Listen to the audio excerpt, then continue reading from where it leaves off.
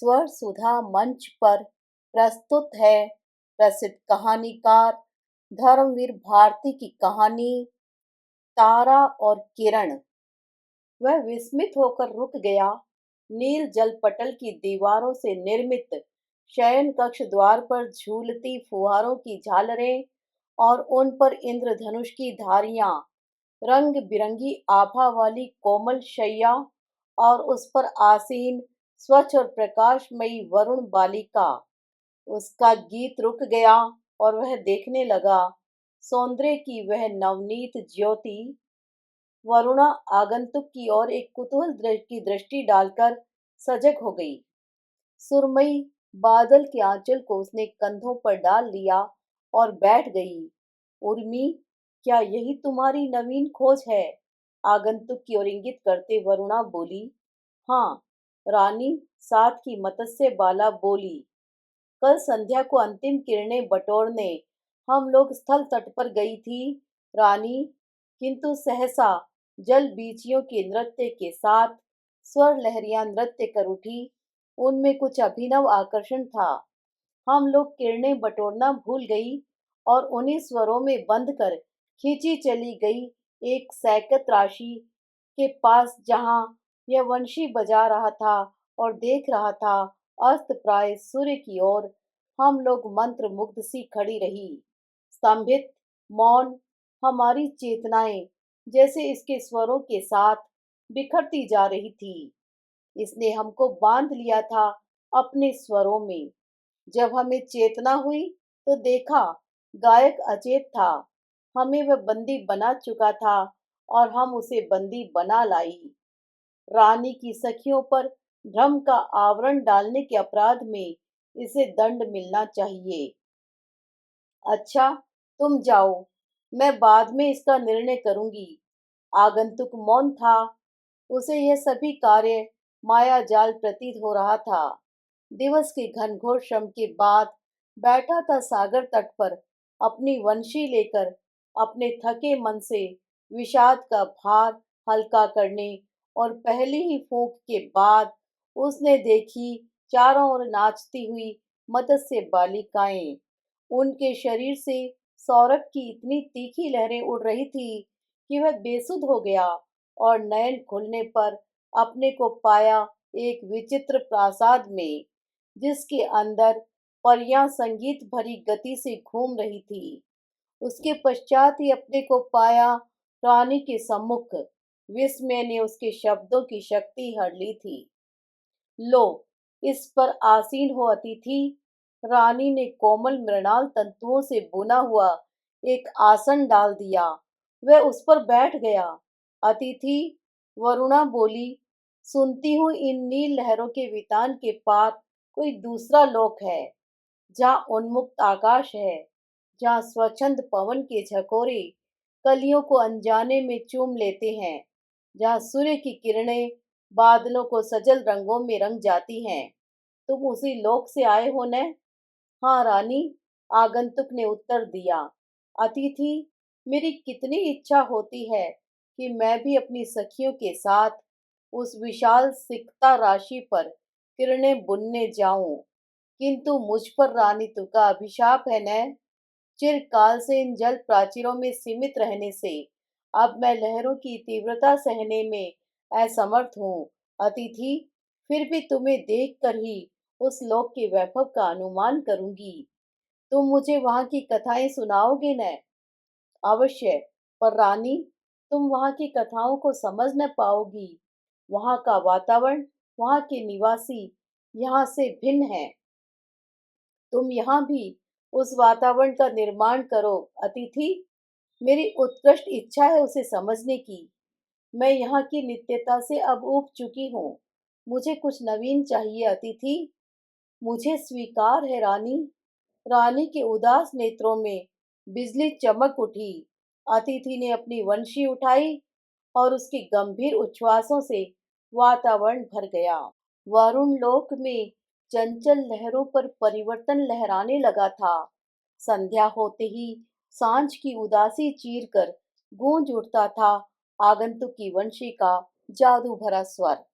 एक रहस्यमय तन्मयता वरुण रानी बेसुध होकर वंशी के स्वरों पर नाच उठती थी। एक दिन जब जल तितलियां फीकी मुस्कानों से मुंदते फूलों से विदा मांग रही थी, तो अतिथि का मन उदासी से छा उठा। करुण स्वर में गुनगुना उठा एक अपना देश गीत।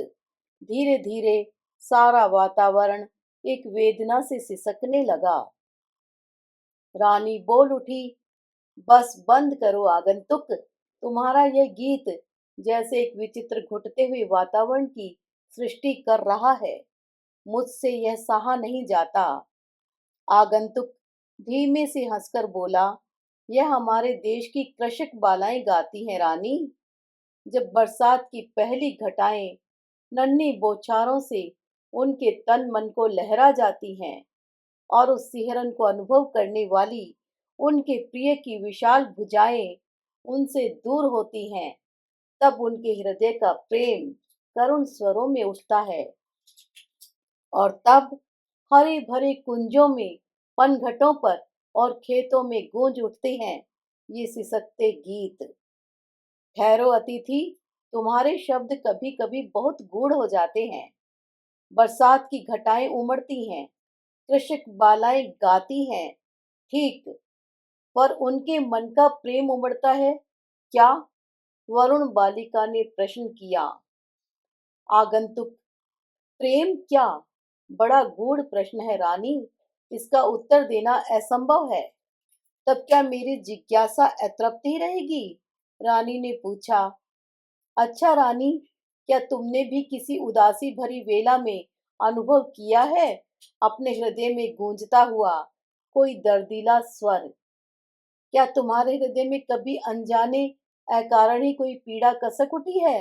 अतिथि, तुम्हारी रहस्यमयी बातें मैं नहीं समझ पा रही हूँ। रानी ने कहा। तुम समझ भी नहीं सकती रानी। हम मानवों में ही इस प्रेम की अभिलाषा का अनुभव करने के लिए हृदय होता है। रानी, यह प्रेम अलौकिक होते हुए भी वास करता है हम नश्वर प्राणियों के हृदय में। तुम्हारे माया लोक से अपरिचित है, तो क्या मैं प्रेम से अपरिचित ही रहूंगी? मैं कितनी भाग्यहीन हूँ। असीम जलराशि में रहकर भी मैं अतृप्त तृष्णा से जलती ही रहूंगी। मैं कितनी दुखी हूँ। अतिथि, मेरा रानित्व मेरे नारित्व को चूर चूर कर रहा है। यह असीम वैभव, अनंत यौवन क्या यूं ही? रानी का गला भर आया। रानी करुणा भरे स्वरों में बोली, तुम मुझे प्रेम न सिखलाओगी अतिथि।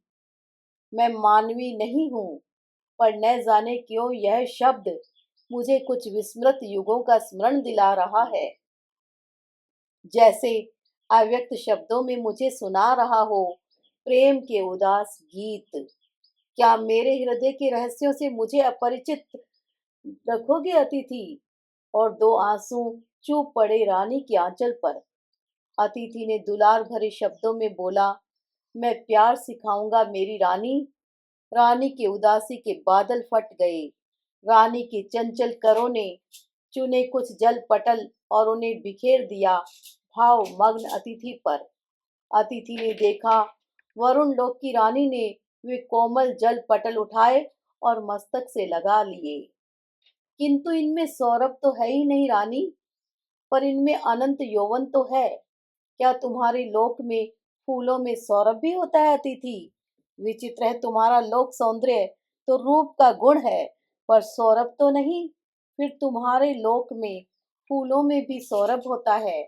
हाँ, हमारे फूलों में सौरभ होता है रानी।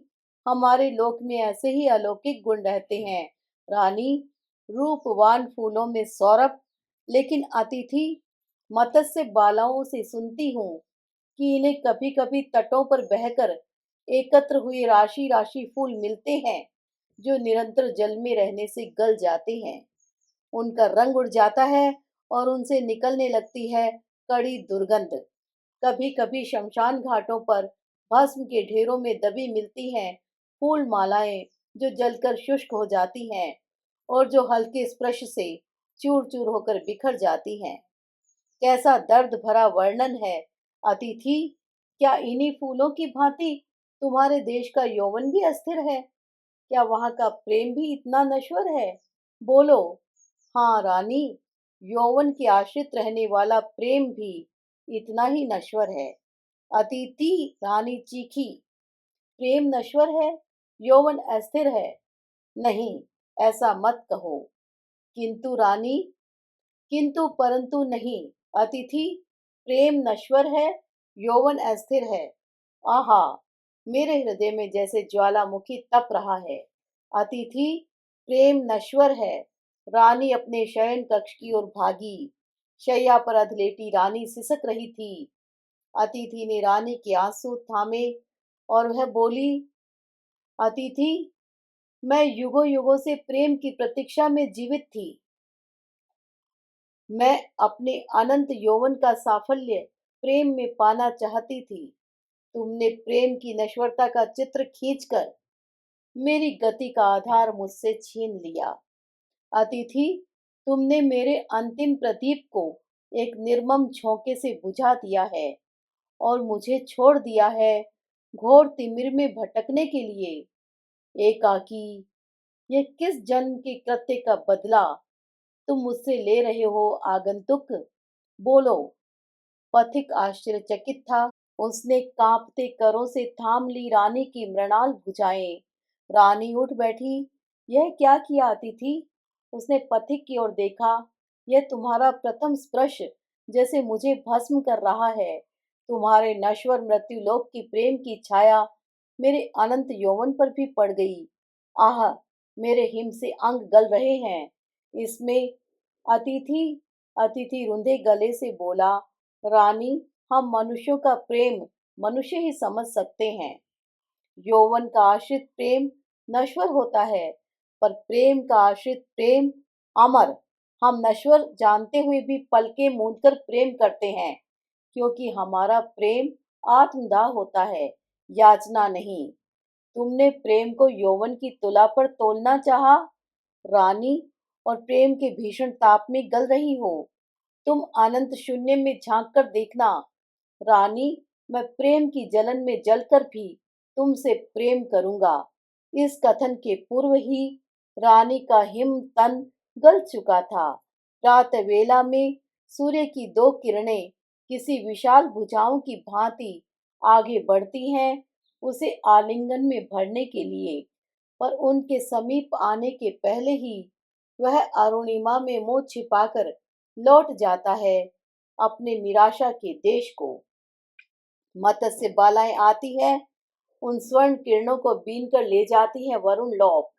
उनका कहना है कि यह उनकी अदृश्य रानी का प्रेम जो तारे के रूप में चमकते अतिथि के पास जाता है और उसके ताप से निस्तेज होकर बिखर जाता है पृथ्वी पर, और वे उसे बीन लाती हैं अपनी रानी की स्मृति में। वरुण लोक में अब प्रेम करना मना है।